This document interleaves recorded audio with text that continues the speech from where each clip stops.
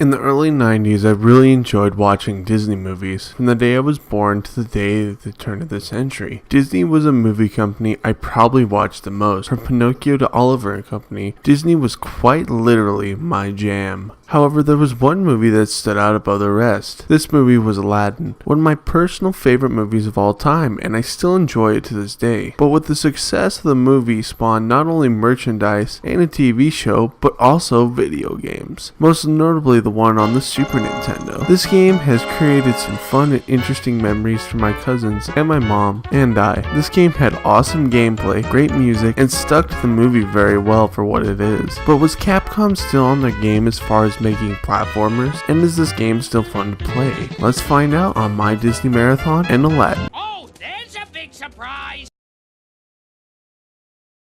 The history for this game is very sparse. Capcom was tasked of making a game for the released movie Aladdin, which this came out on November 21st, 1993 under the name Aladdin. Oh, there's a big surprise!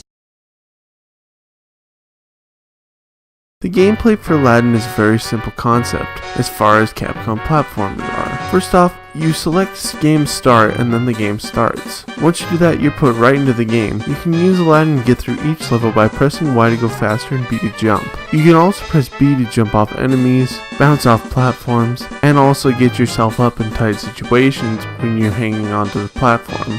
You can also press A to throw apples. The apples in this game I don't really use because they're only there to stun enemies, and they're only useful in a handful of situations. Honestly, this seems like an afterthought maybe. The enemies in this game are pretty generic, but they honestly have some life to their sprites. Enemies range from bats, guards, and also guards that throw swords at you. Honestly, the enemies are pathetically weak, and are not the reason for the challenge in this game. Now, Aladdin is not a particularly difficult game, but you could have come up with something harder by doing something more lively with the sprites. It's not really a huge flaw, just something Capcom could have done better with this game. Next thing as far as gameplay is the lives and the health system. This is a very simple health system as you start off with 2 lives and 3 hearts. You can gain more lives by getting these lamps that say 1-ups on them, and you can gain more hearts by finding these spheres with the hearts on them. You'll have to find these in chests, however, because they're not standing out in the open. But you can also find this flying thing in chests as well, which allows you to play a minigame by spinning the wheel.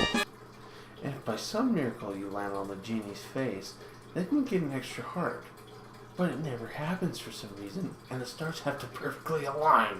If you get a 1 or 2 up, then you get more lives, but most likely with this mechanic you'll be getting a star, which is really lame because it only gives you continues. Alright, I put myself in danger for this. Give me something good, game. Come on, come on, come on. Screw you, Genie. You can also get more lives by collecting gems in this game. They come in blue and red. Blue ones help you to get more lives by collecting 100 of these. The red ones don't give you much but fireworks at the end of the game on the credits, which for little aesthetics like this you're better off not getting the red ones. The next thing to go over as far as gameplay is the bosses. The bosses are really only 3 in this game. The first boss in the game and then Jafar's first and second form. Not to say that the bosses aren't fun, but they are very sparse and it's something I didn't like. I wish that there were more bosses in the game, but the level design in this game makes up for the total lack of bosses. This is the main attraction because the platforming is perfect. The design is great and it really complements the movesets that Aladdin has, especially the genie levels. These levels are the poster child for speeding up and slowing down while still keeping the pace of the levels. All in all, the levels are fantastic and they really stand out over other Super Nintendo games. The final thing as far as gameplay is the graphics. The graphics in this game are stripped right out of the movie and into a 16-bit form. This game is gorgeous to look at, and I really feel like I'm watching the movie minus the HUD, and the sprite detail in this game is great as well. The graphics in this game are fantastic, and they still hold up to this day. Oh, there's a big surprise! The music and sound in this game is fantastic. Every sound is satisfying, especially when you take down enemies. The music, although not in the movie, feels like they could have put that in the movie. The genie levels really stand out as far as the music goes, and will be ingrained in a good way in your brain, and will make you look forward to these levels every playthrough. Oh, there's a big surprise! The story begins with the narrator telling about Agrabah, the city of mystery. The scene cuts to the desert where an evil sorcerer Jafar and his bird Iago and this other weird guy. After opening the Cave of Wonders, the Cave of Wonders swallows this oh wait, he does have a name. It's Gazim. At least I think that's his name.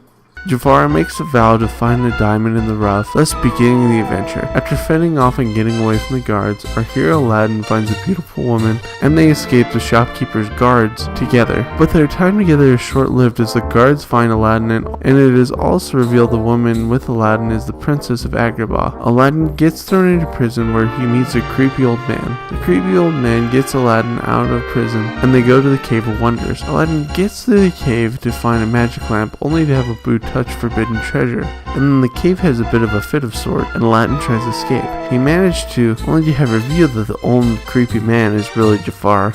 Wow, Aladdin must have trust issues because everybody keeps lying to him.